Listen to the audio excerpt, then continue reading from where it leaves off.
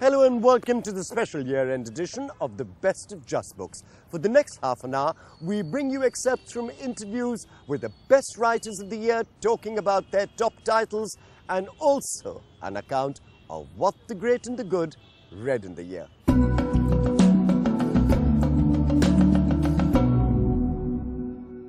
What were the great and the good, the bold and the beautiful reading in 2012? Here's what they had to say about their favorite bedtime books.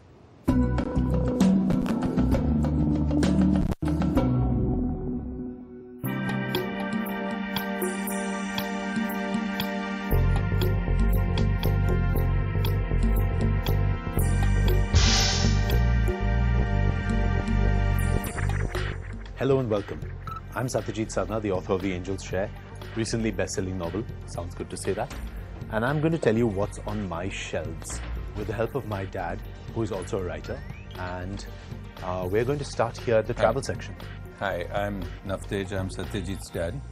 And we have a large amount of books. In fact, we've been living in books as far as I can remember. We have more books than anything else in the house. So we're trying to find some of our favorite ones here. We're standing at the travelogue shelf, which is a common passion. Both of us. So you go first. See if you can find any of your favorites in there. Here's one. This is Lucy Peck's Delhi, which is, to the best of my knowledge, the best guide to Delhi's architecture and history from a walking tour perspective. So usually when I'm walking around Delhi, especially the old parts, I keep my Lucy Peck with me. As far as I know, Lucy spent 15 years. 15 years? Okay. 15 years walking around Delhi looking for every single old building there is. And she's put it down in this comprehensive but very handy guide. And I highly recommend this to anyone who's interested in the history of Delhi. Reading travel has been quite a passion actually for me. I mean, here I can pick up some of my favorites. There's Paul Theroux's Great Railway Bazaar, which is one of the classics of travel writing. Theroux has written many more books. And here's Eric Newby. I see one of his. This is Slowly Down the Ganges. You also have books like Short Walk in the Hindu Kush, and The Big Red Train Ride, which is about one of the dreams which I still have, is doing the Trans-Siberian Express. And that is that book taught me how to use a squash ball in Soviet sinks to block the water. Best gift one can give each other is books. Still a book. Love of books and the love of reading. And we are very fortunate that we share that, and we hope we will share it with all of you. Thank you.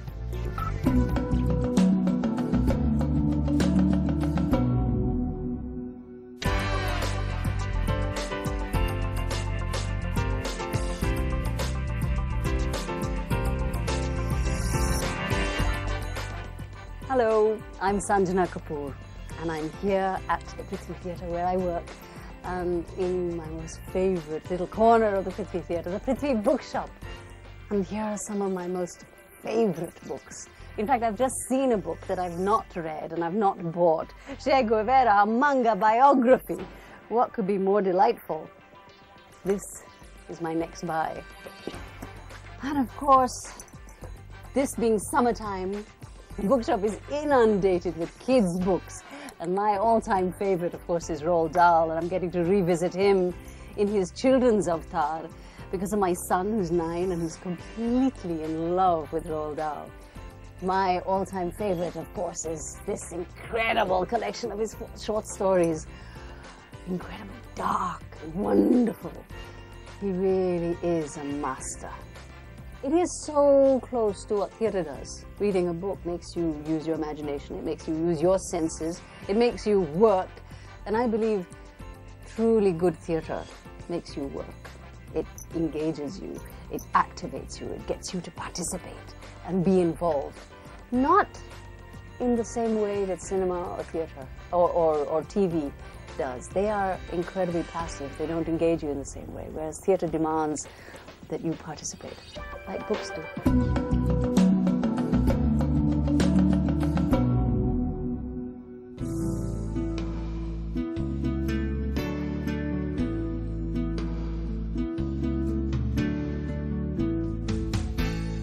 As children, we were constantly playing, play acting, singing, dancing, and whatever reading there was was connected with applying it and adapting that particular story to performing on a little stage.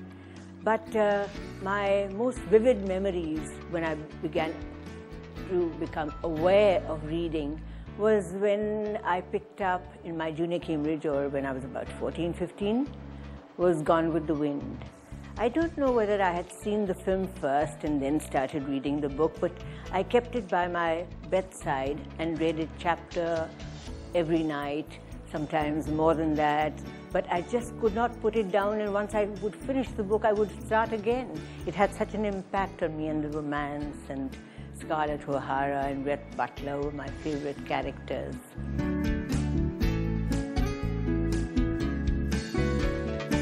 So I suggest that everyone pick up books and start reading.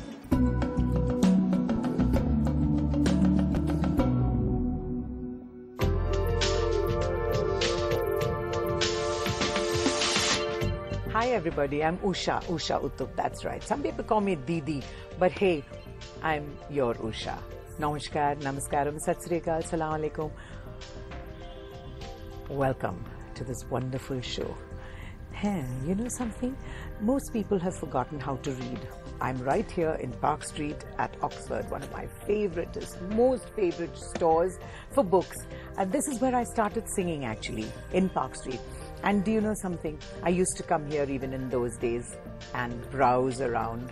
And the most important thing was, in those days, I didn't have so much money, nor did I, not that I have so much now, but I didn't have so much money in those days, but I had lots of dreams. Something funny as well. My musician Raja and a friend of his, Diti, presented me with a book, and I'm just about to read it.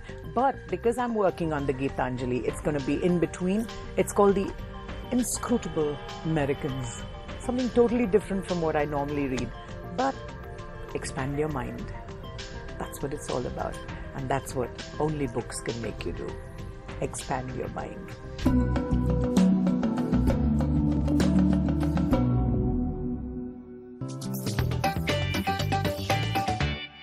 Well, welcome to my bookshelf. You know, this is a reasonably representative selection of the kind of books I read. I mean, most of them have been actually acquired by me, and several have been presented. So the choice is not always exactly mine. You know, my taste really runs from political biography, history, historical drama, and I think contemporary analysis of political and economic events. Basically, I like to read every day, and certainly before going to bed, I spend at least half an hour reading something or the other and pick something up from whatever I got. And occasionally go over the books once again.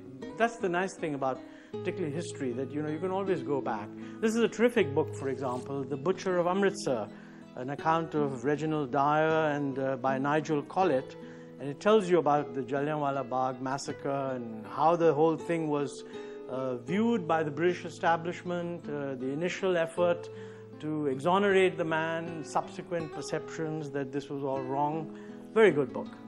Well, I mean, you're welcome to look through the rest of the bookshelf, but I think that gives you an idea of the kind of reading I do.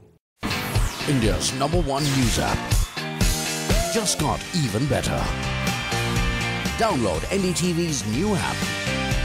Fully optimized for retina display. Full screen view. Faster response time. And Sudoku. NDTV's new iPad app. Download now.